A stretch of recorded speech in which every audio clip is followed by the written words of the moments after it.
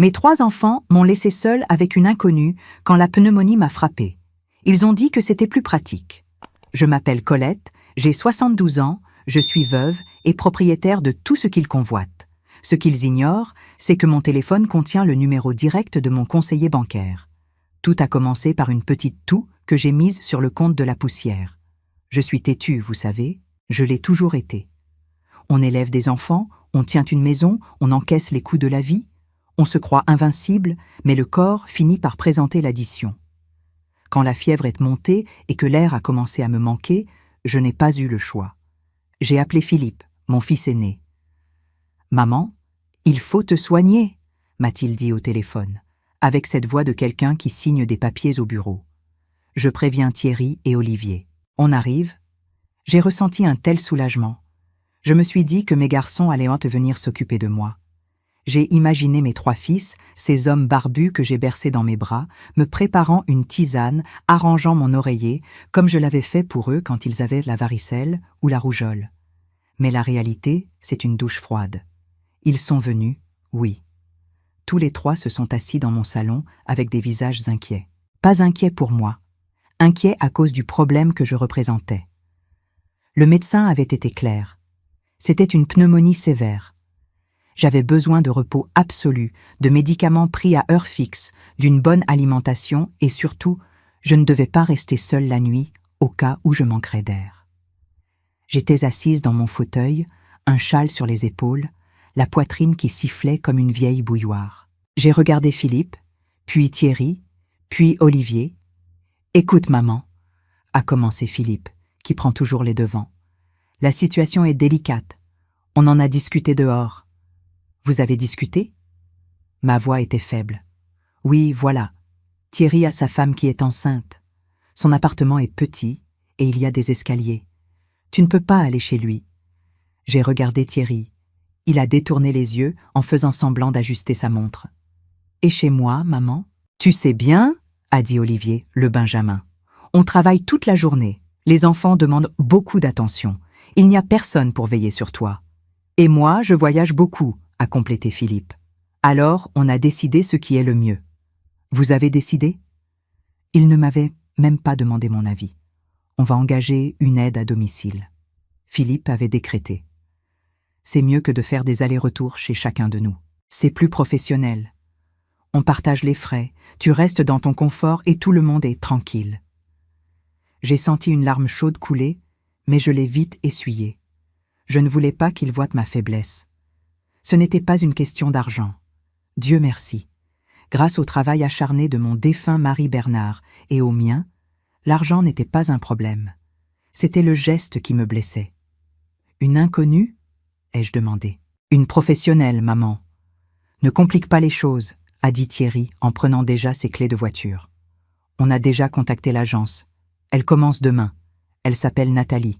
Ils sont partis 5 minutes plus tard. Pas un seul n'a pensé à me faire une tisane. Je suis restée dans ce grand salon, écoutant le silence et le sifflement de ma poitrine.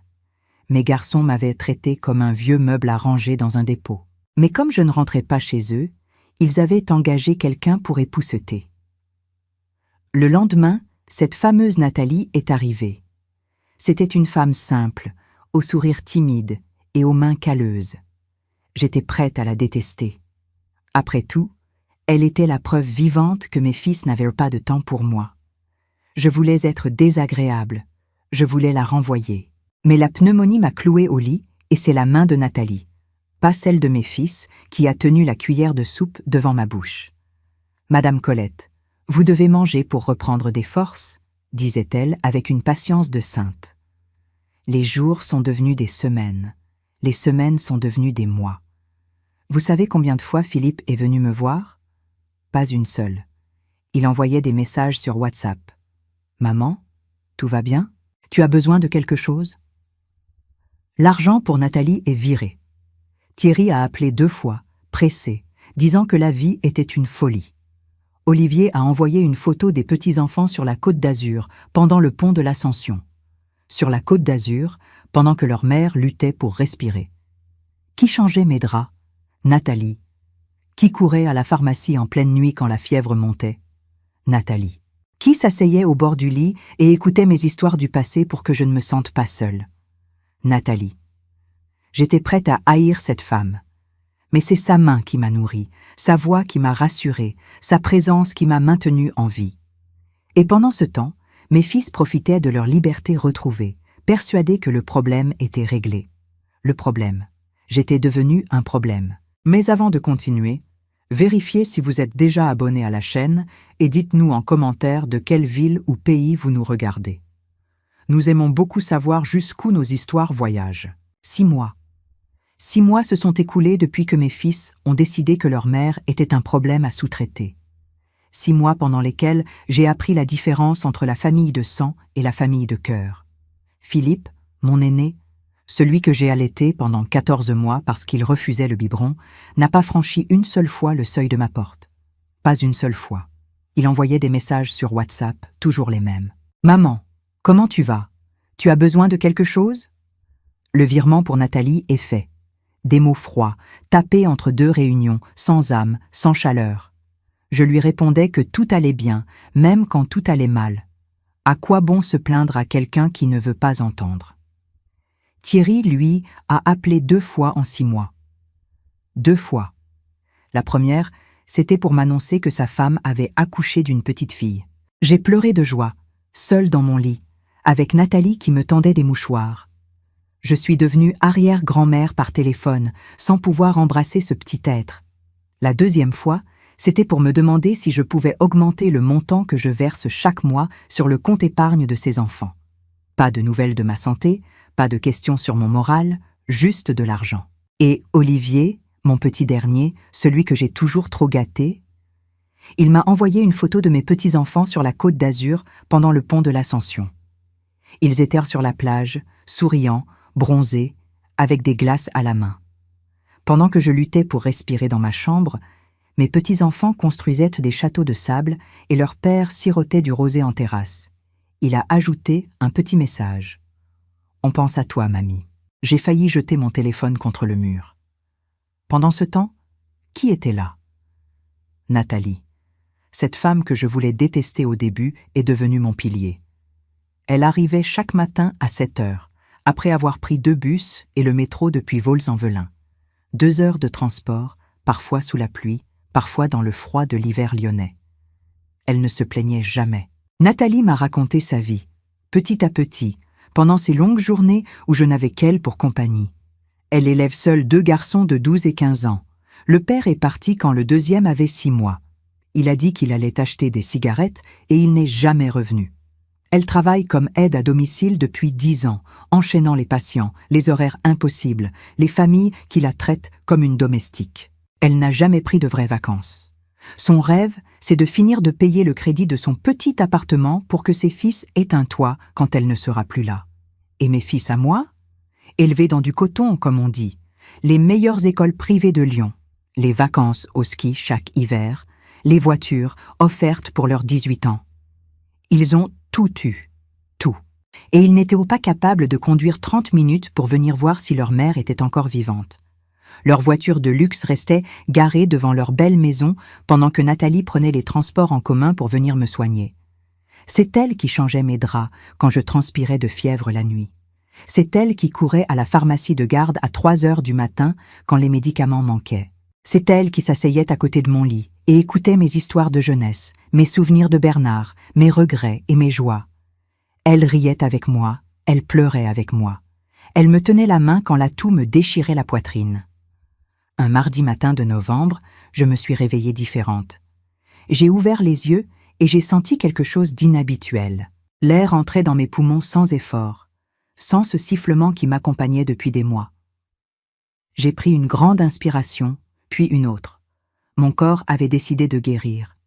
Je me suis levée doucement, les jambes encore un peu faibles, et je suis allée jusqu'au miroir de la salle de bain.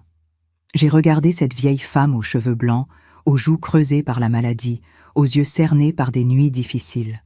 Mais dans ce regard, j'ai vu quelque chose que je n'avais pas vu depuis longtemps, de la détermination.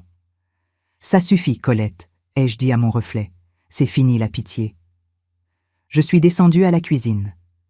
Nathalie était là, en train de préparer du café frais. L'odeur était merveilleuse, une odeur de vie normale, de matins ordinaires. « Madame Colette, vous vous êtes levée toute seule ?» Quelle joie! Son sourire était sincère, plus vrai que tous les « je t'aime » que mes fils avaient prononcés ces dernières années. « Nathalie, ma chère, assieds-toi avec moi. On va prendre le café ensemble, à table. Plus de plateaux au lit. » Elle a hésité, puis elle s'est assise. Nous avons mangé des tartines beurrées et nous avons parlé. Je l'ai remerciée. Je l'ai remerciée d'avoir été la fille que je n'ai pas eue pendant que les fils que j'ai mis au monde me tournèrent le dos. « Vous me payez, Madame Colette. »« C'est mon travail, » a-t-elle dit humblement. « Le travail, c'est une chose. La tendresse, c'en est une autre. Tu m'as donné ce que l'argent ne peut pas acheter. Et mes fils, eux, ils croient que l'argent résout tout. » J'ai regardé l'horloge au mur. 10 heures. L'heure où les banques ouvrent. « Nathalie, passe-moi mon téléphone, s'il te plaît. Vous allez appeler Philippe pour lui dire que vous allez mieux ?» J'ai souri, un sourire qui ne montait pas jusqu'aux yeux. Un sourire de quelqu'un qui a un plan. « Non, ma chère. Philippe saura en temps voulu. Maintenant, je vais passer un coup de fil bien plus important. » J'ai composé le numéro que je connaissais par cœur. 2 sonneries. « Allô, service de banque privée. Bonjour. »« Bonjour François, c'est Colette Renaud. »« Madame Renaud, quelle surprise. Cela faisait longtemps. »« Vous avez besoin d'un placement particulier ?» J'ai respiré profondément, sentant le pouvoir revenir dans mes mains. « Non, François. J'ai besoin d'un rendez-vous urgent et j'ai besoin que vous fassiez venir le conseiller juridique de la banque également. Aujourd'hui. » J'ai raccroché et j'ai regardé la photo de mes 3 fils sur le buffet du salon. Ils souriaient, heureux, lors d'un barbecue où c'est moi qui avais payé la côte de bœuf. J'ai pris le cadre et je l'ai retourné, face contre le bois. Maintenant, on va voir qui aura besoin d'une aide à domicile, ai-je murmuré. Le jeu avait tourné et il ne se doutait pas que les pièces étaient déjà en mouvement. Sortir de chez moi après 6 mois de réclusion, ce n'était pas simplement franchir une porte. C'était comme renaître. J'ai ouvert mon armoire et j'ai ignoré les robes d'intérieur, ces vêtements fleuris de grand-mère que mes fils adoraient me voir porter parce qu'ils renforçaient l'idée que j'étais inoffensive. J'ai sorti un tailleur en lin beige impeccable que je n'avais pas porté depuis les funérailles de Bernard. L'odeur de naphtaline et de lavande m'a rappelé une époque où ma parole faisait loi. « Madame Colette, vous allez vraiment sortir ?» La voix de Nathalie est apparue à la porte de la chambre, pleine d'inquiétude. Le médecin a dit d'y aller doucement. « Ma chère, le médecin s'est occupé de mes poumons. Maintenant, c'est à moi de m'occuper de ma vie. Appelle-moi un VTC. Et d'ailleurs, tu viens avec moi. Enlève ce tablier. Mette tes plus beaux vêtements. » Voir Nathalie se préparer a été la première leçon de la journée. Elle n'avait pas de beaux vêtements. Elle a enfilé un jean propre et un chemisier blanc tout simple. Pendant que mes petits-enfants portèrent des baskets qui coûtaient son salaire mensuel, elle n'avait pas une tenue correcte pour sortir. J'ai noté cela dans ma liste mentale. Le trajet jusqu'à la banque s'est fait en silence. Je regardais Lyon par la vitre de la voiture climatisée. La vie avait continué pendant que je toussais dans mon lit. Mais une chose ne change pas. L'argent ouvre des portes que l'amour souvent ne parvient pas à déverrouiller. Quand nous sommes arrivés à l'agence, je suis allé directement vers la porte vitrée latérale et j'ai sonné. François, mon conseiller, est apparu en courant dans le hall, ajustant sa cravate. « Madame Renaud, quelle merveilleuse surprise. Il a ouvert la porte personnellement. Je vous en prie, entrez. » Nous sommes entrés dans son bureau. François a regardé Nathalie avec curiosité. « Voici Nathalie, mon assistante personnelle de confiance. Elle reste avec moi. François, passons les politesses. Je veux voir les relevés. Tous. Le fonds d'investissement, les livrets, les actions, les loyers des locaux commerciaux. Et je veux savoir qui a consulté ces informations au cours des 6 derniers mois. » Le conseiller a pâli. Il a tapé sur son ordinateur et a imprimé une liasse de documents. J'ai commencé à lire. Les chiffres étaient bons. Le patrimoine que Bernard et moi avions construit en vendant des viennoiseries, puis en ouvrant notre boulangerie, puis en achetant des locaux commerciaux, tout était là. Solide, puissant. Mais quand je suis arrivé à la dernière page, le rapport des tentatives d'accès, j'ai senti un goût amer dans ma bouche. « Qu'est-ce que c'est que ça, François ?» J'ai pointé mon ongle verni vers une ligne datée de 3 mois plus tôt. François a dégluti. Votre fils, Monsieur Philippe, est venu ici. Il a apporté un certificat médical. Il posait des questions sur la procédure de mise sous tutelle auprès du juge des tutelles. Il voulait savoir comment gérer les comptes au cas où vous seriez déclaré incapable. L'air m'a manqué pendant 1 seconde, mais ce n'était pas la pneumonie. C'était le coup de poing de la trahison. Pendant que je luttais pour respirer dans mon lit, mon fils aîné était à la banque, demandant comment mettre la main sur l'argent si je devenais sénile. Il espérait mon incapacité. J'ai regardé Nathalie. Elle avait la bouche ouverte, choquée. Ils ont osé, ma chère. La cupidité n'a pas de lien de parenté, ai-je répondu, sentant une rage froide envahir ma poitrine. Je me suis tournée vers François. Et qu'est-ce que vous lui avez répondu? Je lui ai dit que sans une décision du juge des tutelles ou votre présence, rien ne pouvait être fait. Il a beaucoup insisté. Il a dit que c'était pour votre bien, pour payer vos frais médicaux, des frais que ma retraite couvrait largement. François, écoutez-moi bien. À partir d'aujourd'hui, l'accès de consultation que Philippe avait sur le compte joint de la société est coupé. Mais Madame Renaud, il gère la partie logistique. Coupé. S'il a besoin d'acheter un trombone, il viendra me le demander. Et je veux transférer les liquidités vers un fonds sécurisé. Une protection patrimoniale. Nous pouvons faire cela, mais vous savez que cela va déclencher une alerte pour eux? J'ai souri. C'était exactement ce que je voulais. Qu'ils s'en aperçoivent. Je veux qu'ils sentent un frisson leur parcourir l'échine en croyant que la source s'est tarie. J'ai demandé autre chose à François.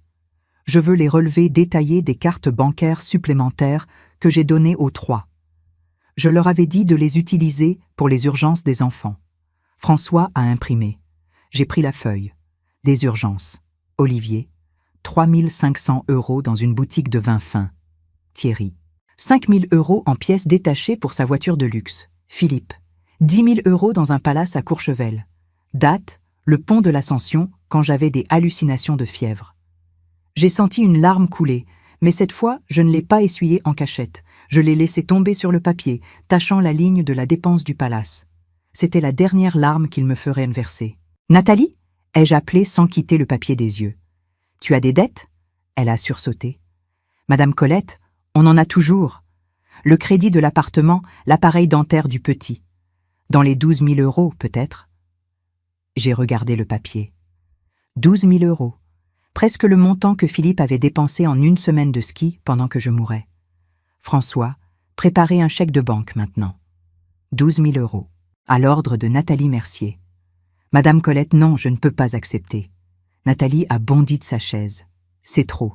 J'ai juste fait mon travail. J'ai pris sa main. Ses mains étaient rugueuses. Des mains de quelqu'un qui travaille. Les mains de mes fils étaient douces. Des mains de quelqu'un qui demande. Nathalie, tais-toi et accepte. Ce n'est pas un cadeau, c'est la justice. Mes fils ont dépensé cette somme en s'amusant. Toi, tu as dépensé ta vie à prendre soin de la mienne. Accepte ou je te renvoie. Elle a pleuré là, dans le bureau du conseiller bancaire, et je me suis sentie vivante. Pour la première fois depuis des années. Quand nous sommes sortis de la banque, je n'étais plus la petite vieille malade. Je me sentais comme un général qui vient d'inspecter le terrain avant la bataille. Nous sommes allés acheter un nouveau téléphone, puis nous sommes passés au cabinet de Maître Duval. François s'occupe de l'argent, mais Duval allait s'occuper de la loi. Le dimanche s'est levé avec ce beau soleil qui entre par la fenêtre de la cuisine. Autrefois, c'était le jour où je me levais tôt pour faire un gâteau aux pommes en attendant mes petits-enfants. Ce dimanche, j'avais un festin à servir, mais le plat principal ne serait pas la nourriture. Ce serait le doute. Pendant que Nathalie coupait les légumes, je finissais d'assaisonner le pot-au-feu. L'odeur du bouquet garni qui mijotait envahissait toute la maison. C'était une odeur d'enfance, de famille. Mais aujourd'hui, c'était un piège. Madame Colette, vous êtes sûre de vouloir utiliser le service en porcelaine? Celui de votre mariage? Oui, ma chère. Aujourd'hui, c'est le jour où mes fils vont découvrir que la vieille sait encore mordre. J'ai dressé la table avec une précision militaire. Couverts en argent, verres en cristal, serviettes en lin. Mais à ma droite, la place d'honneur, j'ai mis l'assiette pour Nathalie. Ils sont arrivés en convoi, comme toujours. De grosses voitures garées devant chez moi comme s'ils étaient propriétaires de la rue. Philippe, Thierry et Olivier sont entrés dans le salon. Les belles filles ont suivi, leurs yeux balayant la maison comme des évaluatrices de vente aux enchères. « Maman, ça sent bon !» a crié Olivier. « Tu as fait appel à un traiteur ?»« Non, mon fils, c'est Nathalie et moi qui avons cuisiné, » ai-je répondu, impeccable dans ma nouvelle robe bordeaux en soie. Ils se sont arrêtés. Ils n'avaient pas l'habitude de me voir apprêtée à la maison. La Colette qui se tenait devant eux portait un parfum français et du rouge à lèvres. Quand ils ont vu la table dressée avec le service de mariage, le choc était visible. « Est-ce qu'elle va annoncer qu'elle va mourir ?» disèrent leurs regards. La cupidité brille dans les yeux de ceux qui attendent un héritage. Tout le monde s'est assis. Philippe a regardé la chaise vide à ma droite. Qui vient? Le curé? L'avocat? À ce moment-là, Nathalie est entrée avec le plat de légumes. Nathalie, pose le plat. Assieds-toi. Aujourd'hui, tu déjeunes avec la famille. La place à ma droite est pour toi. Le bruit d'une fourchette tombant dans une assiette a été le seul son. L'épouse de Philippe a fait une grimace de dégoût. « Maman, Nathalie est une employée. Ce n'est pas convenable de mélanger les choses. Comme Nathalie en sait plus sur ma santé que toi, elle reste. Assieds-toi, Nathalie. C'est un ordre. » Le déjeuner a commencé dans la tension. Personne n'a complimenté la cuisine. Ils mangeaient vite, voulant en arriver au fait. Alors, maman, Thierry s'est raclé la gorge. Philippe a parlé de la carte. La mienne non plus n'a pas fonctionné. « Tu as touché à quelque chose ? Je suis allée à la banque cette semaine. François m'a dit que le compte de réserve d'urgence était presque vide. Et le plus drôle, c'est que je n'ai eu aucune urgence qui nécessitait cet argent. » Philippe a blêmi. Thierry a commencé à transpirer. « Maman, le marché est difficile. C'était un emprunt. On allait rembourser. » « Un emprunt ? Et le palace à Courchevel, Philippe ? C'était un séminaire d'entreprise. » J'ai tout bloqué. Carte, accès, code, à partir de maintenant, c'est terminé.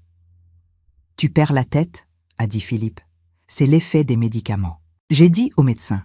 « Tu lui as dit que j'avais besoin d'une mise sous tutelle ?» Le mot tutelle est tombé sur la table comme une bombe. C'était le coup final de cette manche. Je ne suis pas folle, mon fils. Je suis déçue. Et la déception éclaircit l'esprit. Je me suis levée. Le déjeuner est terminé. N'oubliez pas de prendre les cadeaux sur la console de l'entrée. Ils sont sortis sonnés, humiliés. Sur le buffet, il y avait 3 grandes enveloppes blanches. J'ai vu par la fenêtre quand ils ont ouvert les enveloppes sur le trottoir. Ce n'était pas de l'argent. C'étaient les copies des relevés bancaires avec leurs dépenses surlignées en jaune fluo. Et une copie des statuts de la nouvelle société. Une holding familiale dont je suis l'unique gérante à vie. J'ai vu Philippe froisser le papier de rage. J'ai vu Thierry donner un coup de pied dans le pneu de sa voiture. J'ai vu Olivier pleurer. La guerre était déclarée. Le silence qui a suivi le déjeuner du dimanche a duré exactement 3 jours. Si le dimanche ils étaient sortis sonnés, le mercredi ils sont revenus furieux. Mais la colère, c'est l'arme des faibles quand ils perdent le contrôle. Le calme, c'est l'arme de celui qui tient le stylo. J'étais sur la terrasse en train d'arroser mes fougères.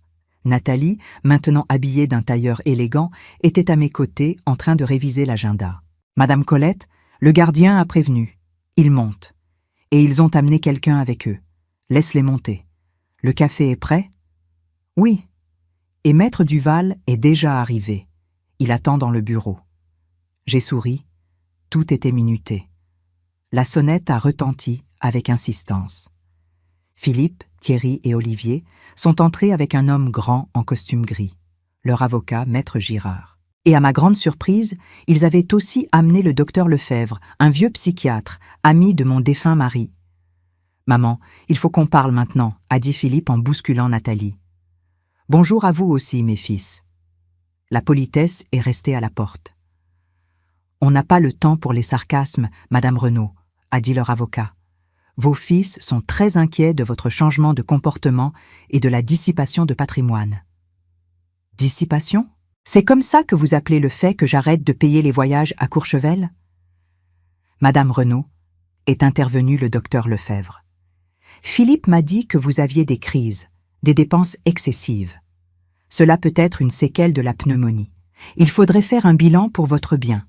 Pour mon bien, docteur Lefebvre, ou pour le bien de leur portefeuille? Maman, signe les papiers, a explosé Thierry. On prend l'administration provisoire. L'empire de papa? Vous oubliez que l'empire a été construit avec sa sueur et mes économies. Vous n'êtes plus en état, a crié Philippe. Vous avez fait un chèque de 12 000 € à la bonne. C'est la preuve de votre incapacité. Assistante, ai-je corrigé d'une voix de tonnerre. Et 12 000 €, c'est moins que ce que tu as dépensé dans ce palace pendant que j'étais au lit. C'est de la diffamation, s'est avancé leur avocat. Nous allons déposer une requête en tutelle dès demain. Vous allez perdre le contrôle de tout par voie judiciaire. J'ai fait tinter la petite clochette en argent sur la table basse.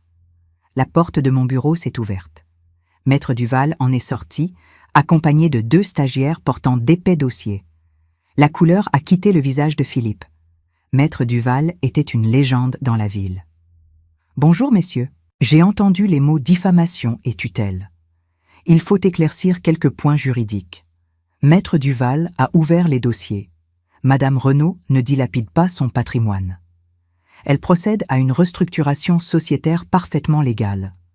La société civile immobilière familiale a été dissoute vendredi dernier.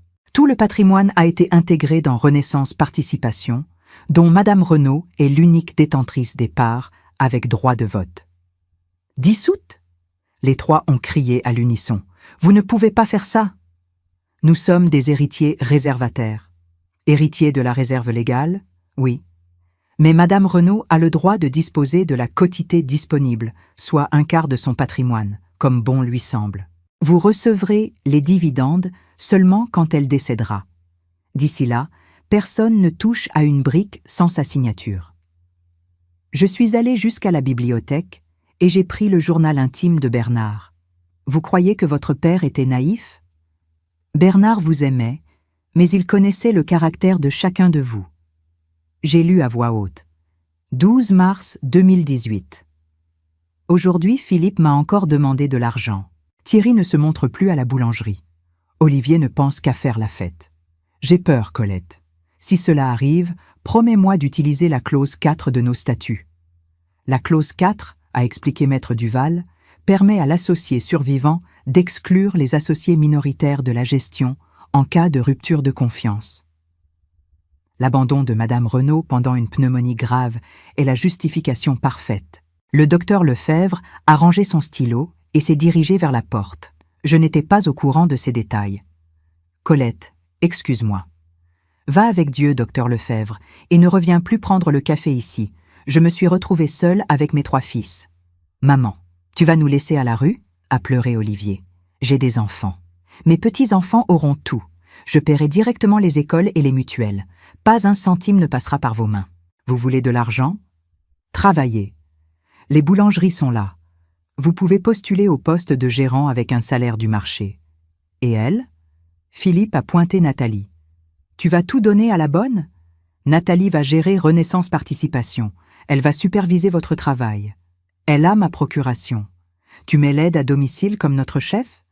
Je mets la personne qui a pris soin de ma vie pour prendre soin de ce qui fait vivre la vôtre. La réunion est terminée. Maître Duval vous enverra les nouveaux contrats demain. Celui qui ne signe pas perd le droit aux dividendes. Ils sont sortis vaincus.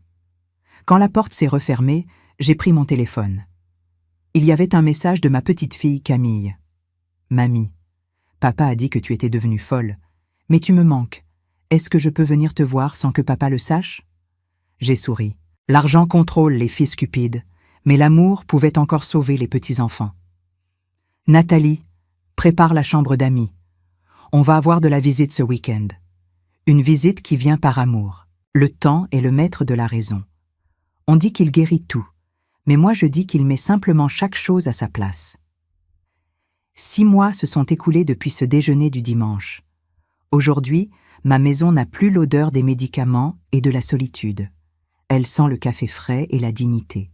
Je suis descendue à la cuisine et j'ai trouvé Nathalie déjà habillée pour le travail. Elle portait un tailleur gris anthracite élégant et parlait au téléphone avec fermeté. « Non, Philippe, le fournisseur de farine ne sera payé que vendredi.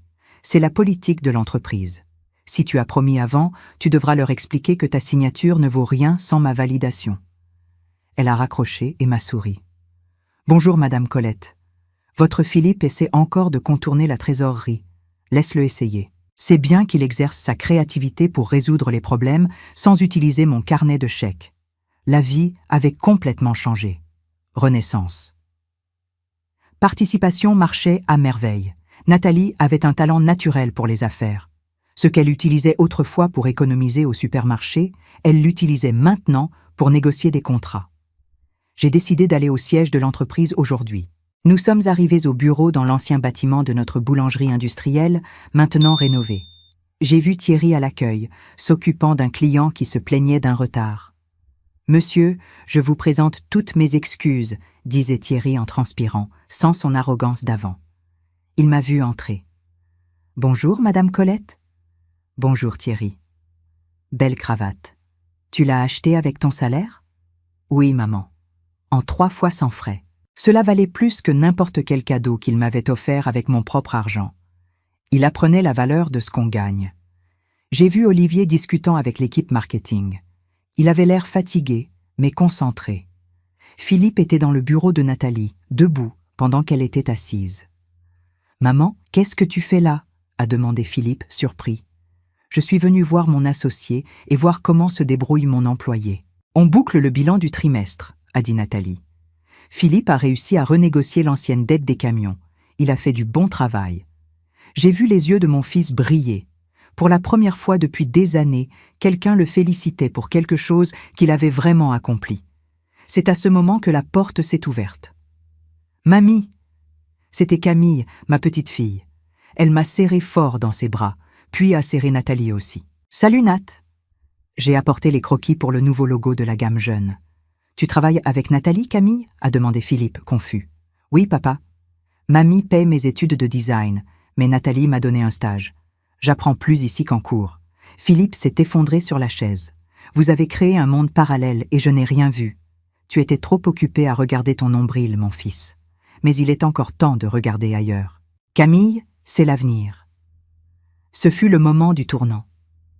Philippe a pris les dessins de sa fille et a commencé à les regarder avec un intérêt sincère. Des semaines plus tard, nous avons fait un barbecue dans mon jardin. Cette fois, ce n'est pas moi qui ai payé la viande. Ils ont fait une cagnotte. Thierry a acheté la côte de bœuf en se plaignant du prix. Philippe s'est mis au barbecue. J'étais assise sur la terrasse avec Nathalie. « Vous avez réussi, Madame Colette », a murmuré Nathalie. « Ils sont domptés. Pas domptés, ma fille. Éduqués. L'éducation tardive fait plus mal, mais elle enseigne. » J'ai regardé Philippe servir une assiette à Camille. Ils riaient ensemble. La glace s'était brisée. Le respect était revenu. « Tu sais, Nathalie, quand je suis tombée malade, j'ai demandé à Dieu de m'emporter. Je pensais avoir échoué comme mère. Mais j'ai découvert qu'on a toujours le temps de réparer. Et j'ai découvert que le sang, on ne le choisit pas, mais la loyauté, oui. Tu es ma fille de cœur. Dans mon Nouveau Testament, 25% de la holding sont à toi. Pour toujours. C'est le maximum que la loi française me permet de donner librement, la fameuse quotité disponible. » Nathalie a pleuré. « Et mes fils ? Ils auront le reste, à condition que tu restes présidente du conseil. » Philippe est venu sur la terrasse avec une assiette pour moi. Puis, dans un effort visible, il a dit « Tu veux que je t'apporte une assiette aussi, Nathalie ? » « Je veux bien, Philippe. Merci. » J'ai respiré profondément. J'avais vaincu la pneumonie, la trahison, l'abandon. Beaucoup de femmes de mon âge pensent que la vie s'arrête quand la dépendance commence. Je vous le dis, n'acceptez pas les miettes d'attention de vos enfants. Nous qui avons construit leur monde, nous avons la clé du royaume. S'ils ne veulent pas entrer par la porte de l'amour, qu'ils frappent à la porte du respect. Et si aucune des deux ne s'ouvre, on change la serrure. La vie est trop courte pour être la mamie qui fait pitié. Je préfère être Colette, la femme qui a transformé l'abandon en empire et l'aide à domicile en reine. J'ai fermé les yeux, sentant la brise et écoutant le rire de mes petits-enfants mêlés à la voix de commandement de Nathalie au téléphone. Tout était à sa place. Si cette histoire a touché votre cœur, répondez ici dans les commentaires. À ma place, qu'auriez-vous fait? N'oubliez pas de regarder la prochaine vidéo qui apparaît sur votre écran. Elle apporte un rebondissement surprenant et émouvant qui vous captivera du début à la fin.